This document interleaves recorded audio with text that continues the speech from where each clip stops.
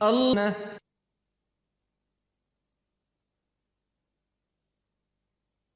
ہماری آج کی گفتگو کا موضوع ہے ذکر الہی، اللہ کو یاد کرنا۔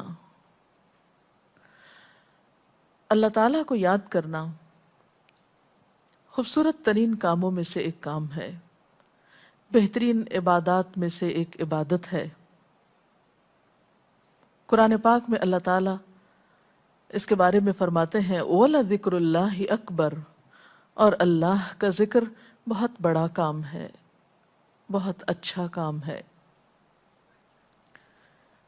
حقیقت یہ ہے کہ انسان جس چیز سے محبت کرتا ہے اس کو ضرور یاد کرتا ہے، اس کا ذکر کرتا ہے، دل ہی دل میں بھی اور زبان سے بھی، کیونکہ جس چیز کی محبت انسان کے دل میں ہوتی ہے وہ چیز زبان پر آ کر رہتی ہے۔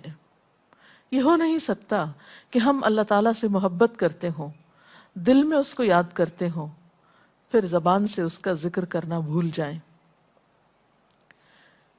ذکر الہی تو بندہ مومن کی زندگی میں غیر محسوس طریقے سے شامل ہو جاتا ہے، اس کی اس طرح عادت ہو جاتی ہے کہ انسان اٹھتے بیٹھتے چلتے پھرتے تنہائی میں سب کے بیچ میں بیٹھ کر اپنے رب کو یاد کرتا رہتا ہے، دل ہی دل میں یا زیر لب وہ اپنے رب کو کسی حال میں بھی نہیں بھولتا۔ اور بھولے بھی کیوں؟ اس لیے کہ اس کی ذات پر رب کے احسانات ہر ایک سے بڑھ کر ہیں، اس کی نگاہیں ہر طرف رب کے کمالات دیکھتی ہیں، وہ ہر طرف رب کی نعمتوں کو دیکھ کر سرشار ہوتا رہتا ہے۔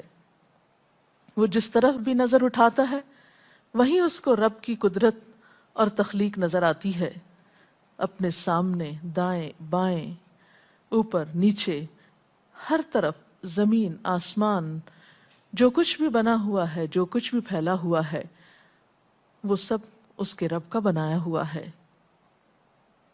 پھر وہ اس رب کو کیسے بھلا سکتا ہے؟ قرآن پاک میں اہل ایمان کو ذکر کرنے کی تلقین کی گئی ہے۔ اللہ سبحانہ وتعالیٰ فرماتے ہیں فَاذْكُرُونِي أَذْكُرْكُمْ، تم مجھے یاد کرو، تم میرا ذکر کرو، میں تمہیں یاد کروں گا۔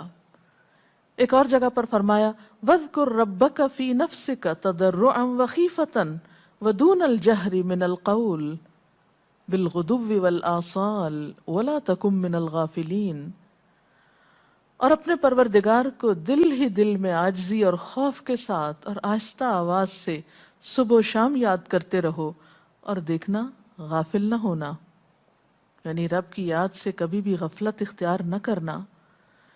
ایک اور جگہ پر فرمایا وَاذْكُرُوا اللَّهَ كَثِيرًا لَعَلَّكُمْ تُفْلِحُونَ، اور اللہ کا ذکر کرو کثرت کے ساتھ، بہت زیادہ۔ کیوں؟ لَعَلَّكُمْ تُفْلِحُونَ، تاکہ تم فلاح پاؤ، کامیاب ہو جاؤ۔ اس سے پتہ چلتا ہے کہ اللہ تعالیٰ کو یاد کرنا کامیابی کی علامت ہے، اللہ کے ذکر میں کامیابی کی ضمانت ہے۔ مومن مردوں اور عورتوں کی صفت قرآن پاک میں یہی بیان کی گئی ہے کہ وہ بہت زیادہ اللہ کا ذکر کرنے والے ہوتے ہیں۔ سورۃ الاحزاب میں آتا ہے وَالذَّاكِرِينَ اللَّهَ كَثِيرًا وَالذَّاكِرَاتِ، اور اللہ کا ذکر کرنے والے مرد اور اللہ کا ذکر کرنے والی عورتیں جو کثرت سے اللہ کا ذکر کرتی ہیں۔ کثیراً اعد اللہ لہم مغفرۃ واجرا عظیما، اللہ نے ان کے لیے بخشش اور بہت بڑے اجر کا وعدہ کر رکھا ہے۔ اور پھر یہ کہ ذکر کرنے کے لیے کوئی خاص وقت مقرر نہیں، انسان ہر حال میں ذکر کر سکتا ہے، ہر وقت میں ذکر کر سکتا ہے۔ نبی صلی اللہ علیہ وسلم کے بارے میں آتا ہے کان یذکر اللہ فی کل احیانہ، آپ ہر وقت میں، یعنی ہر قسم کے وقت میں، یعنی دن میں یا رات میں، صبح میں یا شام میں اللہ کا ذکر کیا کرتے تھے۔ حدیث پاک میں آتا ہے، حضرت ابو موسیٰ اشعری سے روایت ہے مثل الذی یذکر ربہ والذی لا یذکرہ مثل الحی والمیت، رواہ البخاری۔ آپ صلی اللہ علیہ وسلم نے فرمایا اس شخص کی مثال جو اپنے رب کا ذکر کرتا ہے زندہ انسان کی طرح ہے، اور اس کی مثال جو اپنے رب کا ذکر نہیں کرتا مردہ شخص کی طرح ہے۔ گویا ذکر کرنے والا اور نہ کرنے والا، ان دونوں کے درمیان اتنا ہی فرق ہے جتنا ایک زندہ اور مردہ انسان میں فرق ہوتا ہے۔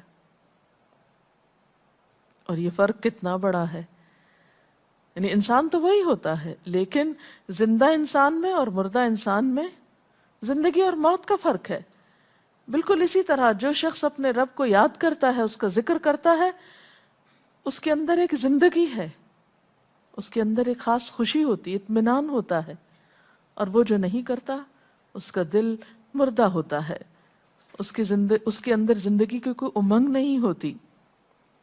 ایک اور حدیث میں آتا ہے، نبی صلی اللہ علیہ وسلم نے فرمایا، اللہ تعالیٰ فرماتا ہے میں اپنے بندے کے خیال کے مطابق ہوتا ہوں یا خیال کے ساتھ ہوتا ہوں، جو خیال وہ میرے بارے میں رکھتا ہے میں اسی کے مطابق اس کے ساتھ معاملہ کرتا ہوں، اور میں اس کے ساتھ ہوتا ہوں جب وہ مجھے یاد کرتا ہے۔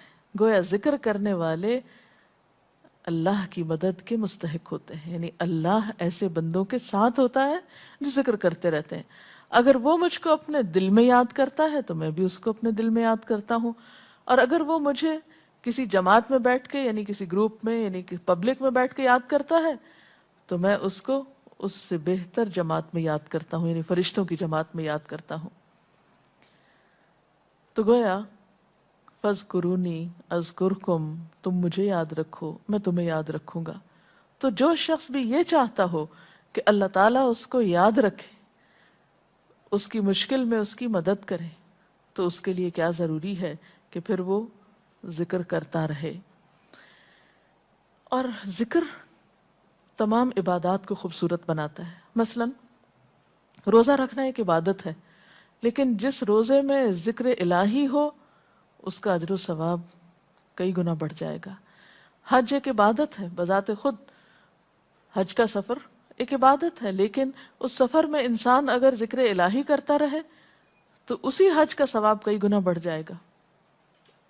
اور نماز تو سراسر ہے ہی اللہ کی یاد کا نام، اقم الصلاۃ لذکری، نماز قائم کرو میری یاد کے لیے۔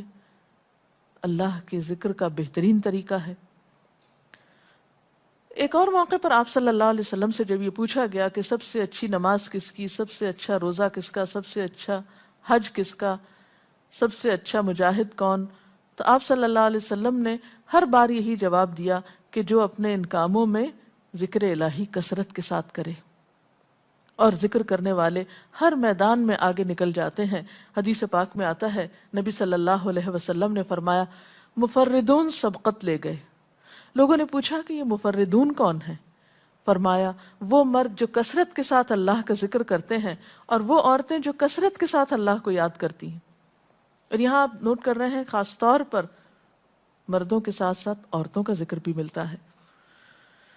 حضرت عبداللہ بن بصر فرماتے ہیں کہ ایک شخص نے عرض کیا یا رسول اللہ صلی اللہ علیہ وسلم، بے شک اسلام کے احکام مجھ پر بہت ہیں، یعنی ذمہ داریاں بہت ہیں، کرنے کے کام بہت ہیں، آپ مجھے کوئی ایسی بات بتائیں جسے میں اپنے لیے لازم کر لوں، یعنی میرے لیے آسان ہو اور میں پابندی سے کر سکوں۔ تو آپ صلی اللہ علیہ وسلم نے فرمایا لا یزال لسانک رطبا من ذکر اللہ، کہ ایک چیز پابندی سے پکڑ لو، اور وہ کیا کہ تیری زبان ہمیشہ اللہ کے ذکر سے تر رہے، ہر دم اللہ کو یاد کرتے رہو۔ اور یہ ایک حقیقت ہے کہ انسان کوئی بھی کام کر رہا ہو، مثلا خواتین کھانا پکا رہی ہیں، گھر صاف کر رہی ہیں، واک کر رہی ہیں، کوئی بھی کام کر رہی ہیں اس طرح کا، تو اس میں ساتھ ساتھ اللہ کی یاد کرتی رہیں، سبحان اللہ، الحمدللہ، اللہ اکبر، استغفر اللہ، لا الہ الا اللہ، ان اذکار کا ورد کرتے رہیں، تو اس میں کام بھی ہوتا رہے گا اور اس کے ساتھ ساتھ اللہ کی یاد بھی ہوتی رہے گی۔ خصوصی طور پر دو کلمات ایسے ہیں جن کے بارے میں بہترین اجر کی خوشخبری سنائی گئی۔ آپ صلی اللہ علیہ وسلم نے فرمایا کلمتان، دو کلمات ایسے ہیں خفیفتان علی اللسان، جو زبان پہ بہت ہلکے ہیں، یعنی پڑھنے میں کچھ مشکل نہیں، ثقیلتان فی المیزان، میزان میں بہت بھاری ہیں، حبیبتان الی الرحمن، رحمان کو بہت محبوب ہیں، اور وہ کیا ہیں؟ سبحان اللہ و بحمدہ، سبحان اللہ العظیم، چلتے پھرتے اٹھتے بیٹھتے کام کاج کرتے تسبیح پڑھتے رہنا، ذکر کرتے رہنا انسان کے دل کو جہاں اطمینان بخشتا ہے وہاں اس کے کام کو آسان بھی کر دیتا ہے، اور اللہ کی مدد بھی ساتھ ہوتی ہے۔ اور قرآن پاک میں ایسے لوگوں کے لیے خوشخبری ہے، الا بذکر اللہ تطمئن القلوب، سنو اللہ کے ذکر سے دلوں کو اطمینان ہوتا ہے، اور ویسے بھی میزان میں بہت بھاری نیکی ہے۔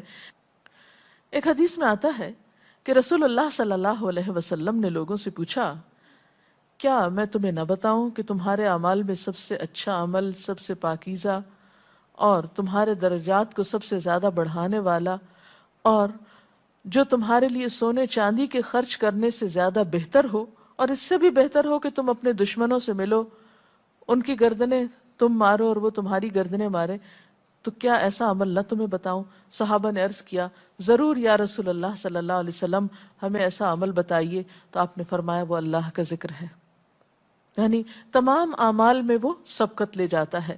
اسی طرح ایک اور حدیث میں ہے، رسول اللہ صلی اللہ علیہ وسلم نے فرمایا کہ جب بھی کچھ لوگ بیٹھتے ہیں اور وہ اللہ کا ذکر کرتے ہیں، یعنی کسی مجلس میں اکٹھے ہو کر بیٹھتے ہیں، تو اللہ کی رحمت ان کو ڈھانپ لیتی ہے، ان پر سکینت نازل ہوتی ہے، اللہ تعالیٰ ان کا اپنے ہاں ذکر کرتے ہیں۔ گویا اکیلے بھی ذکر کیا جا سکتا ہے اور کسی مجلس میں اکٹھے بیٹھ کر بھی۔ پھر اسی طرح صبح و شام بھی، جیسا کہ قرآن پاک میں آتا ہے، وَسَبِّحْ بِحَمْدِ رَبِّكَ قَبْلَ طُلُوعِ الشَّمْسِ وَقَبْلَ غُرُوبِهَا، اپنے رب کی تسبیح بیان کرو سورج نکلنے سے پہلے اور اس کے غروب ہونے سے پہلے۔ ایک اور جگہ پر آتا ہے وَسَبِّحْ بِحَمْدِ رَبِّكَ بِالْعَشِيِّ وَالْإِبْكَارِ، اپنے رب کی حمد و ثنا بیان کرو عشی کے وقت یعنی عصر کے وقت، والابکار اور صبح کے وقت۔ عشی کا لفظ جو ہے یہ زوال شمس سے غروب شمس کے درمیانی وقت کو کہتے ہیں۔ پھر اسی طرح انبیاء علیہ السلام کے بارے میں ہم دیکھتے ہیں، حضرت داؤد علیہ السلام بہت خوبصورت آواز سے، بہت خوبصورت انداز میں اللہ تعالیٰ کا ذکر کیا کرتے تھے۔ نبی صلی اللہ علیہ وسلم نے ایسے لوگوں کے بارے میں بہت خوشخبریاں دی ہیں، اور سب سے بڑی خوشخبری کیا ہے کہ خود اللہ تعالیٰ کا تقرب انسان کو حاصل ہوتا ہے، انسان کے گناہوں کا کفارہ ہوتا رہتا ہے، اور بعض اذکار جو بظاہر تو بہت معمولی نظر آتے ہیں لیکن ان کا اجر و ثواب اتنا ہے کہ انسان حیران ہوتا ہے کہ اتنے کم کلمات کے بدلے اتنا بڑا ثواب۔ جیسے نبی صلی اللہ علیہ وسلم نے فرمایا کہ الحمدللہ کہنا میزان کو بھر دیتا ہے۔ اب الحمدللہ دو لفظ ہیں، لیکن جو شخص دل سے اس کو ادا کرتا ہے تملا المیزان، میزان بھر جاتا ہے اس سے۔ سبحان اللہ، الحمدللہ کے کلمات آسمانوں اور زمین کے درمیان کو پر کر دیتے ہیں، اتنا اجر و ثواب ہے ان چھوٹے چھوٹے کلمات کا بھی، لیکن اکثر شیطان ہمیں ان سے غافل رکھتا ہے۔ تو ضرورت اس بات کی ہے کہ ہم کثرت کے ساتھ اللہ کو یاد کرنے والے ہوں، تاکہ ہمارے دین و دنیا کے کام سنور جائیں اور آخرت میں اللہ کے محبوب اور مقرب بندوں میں ہمارا شمار ہو۔ اگر اس سلسلے میں آپ کے ذہن میں کوئی سوال ہے تو آپ کر سکتے ہیں۔ جی آپ پوچھیں۔ محترم ڈاکٹر صاحبہ، ہمیں آپ بتائیں گے کہ مسنون اذکار کی طرف ہمیں رہنمائی فرمائیے۔ بہت سی کتابیں ایسے ہیں جس میں نبی صلی اللہ علیہ وسلم سے ہر موقع کی مناسبت سے اذکار مذکور ہیں۔ مثلا آپ دیکھیے کہ آپ صلی اللہ علیہ وسلم جب نیند سے بیدار ہوتے تھے تو اس وقت اللہ تعالیٰ کے ذکر سے دن کا آغاز کرتے تھے۔ صبح کے وقت الحمدللہ الذی احیانا بعدما اماتنا والیہ النشور۔ پھر اسی طرح بستر سے اٹھنے کے بعد انسان اپنے قضاء حاجت کے لیے اگر واش روم میں جاتا ہے تو اس وقت بیت الخلاء میں داخل ہونے کے وقت کا ذکر ہے۔ پھر بیت الخلاء سے باہر آنے کے وقت نبی صلی اللہ علیہ وسلم جب تہجد کے وقت اٹھتے تھے تو وضو سے پہلے آسمان کی طرف نگاہ اٹھا کر سورۃ آل عمران کی آخری آیات پڑھا کرتے تھے۔ پھر اسی طرح سحری کے وقت خاص طور پر استغفار کا حکم ہے۔ پھر انسان وضو کرتا ہے تو وضو سے قبل اور وضو کے آخر میں ذکر بتایا گیا۔ اور وضو کے آخر کا ذکر سبحانک اللہم و بحمدک اشہد ان لا الہ الا انت استغفرک و اتوب الیک کا اتنا ثواب بتایا گیا کہ ایسے شخص کے لیے جو پابندی کے ساتھ یہ ذکر کرتا ہے اس کے لیے جنت کے 8 دروازے کھل جاتے ہیں۔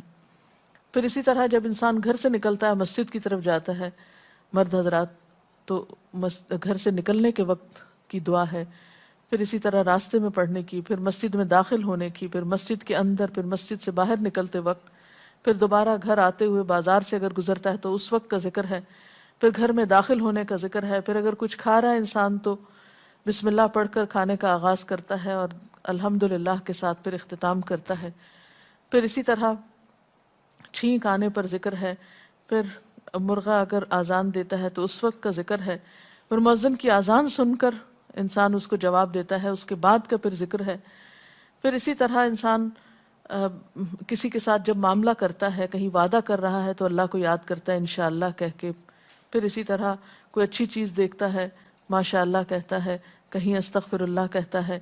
تو بندہ مومن کی زندگی کا کوئی مقام اور کوئی موقع ایسا نہیں جس کے بارے میں نبی صلی اللہ علیہ وسلم نے کوئی نہ کوئی خوبصورت انداز کا ذکر نہ سکھایا ہو۔ حتیٰ کہ انسان شام ہوتی ہے تو پھر صبح و شام کے اذکار ہیں، پھر اسی طرح ہر نماز کے بعد کے اذکار ہیں، تسبیحات ہیں، پھر بستر میں جاتے وقت کی دعا ہے، پھر اسی طرح اگر آپ کسی بیمار کی عیادت کرنے کے لیے گئے ہیں تو اس وقت کی دعا ہے، اگر کوئی بیمار ہو جاتا ہے تو اس کے اوپر پڑھی جانے والی دعائیں ہیں۔ یعنی کوئی بھی زندگی کا گوشہ ایسا نہیں جس میں ذکر الہی کی طرف ہمیں متوجہ نہ کیا گیا ہو۔ اور حقیقت یہ ہے کہ انسان جب اس دنیا سے رخصت ہوتا ہے اور اگر لا الہ الا اللہ پر اس کی موت آتی ہے تو انشاءاللہ اس کے لیے بشارت ہے جنت میں جانے کی، لیکن یہ اسی وقت ہو سکتا ہے جب ہم اپنے عام حالات میں ذکر کے عادی ہوں۔ یہ نہیں ہو سکتا کہ عام طور پر ہم غافل رہیں اور اچانک موت کے وقت ہمیں یاد آ جائے۔ اور بات یہ ہے کہ جس خیر پر انسان دنیا سے رخصت ہوتا ہے اسی پر پھر قیامت کے دن اٹھایا جائے گا، اس لیے ذکر کو اپنی عادت میں شامل کر لینا چاہیے۔ جی آپ پوچھیے۔ ذکر اور دعا میں کیا فرق ہے؟ کیا دعا بھی ذکر میں شامل ہے یا ذکر اور دعا دو مختلف چیزیں ہیں؟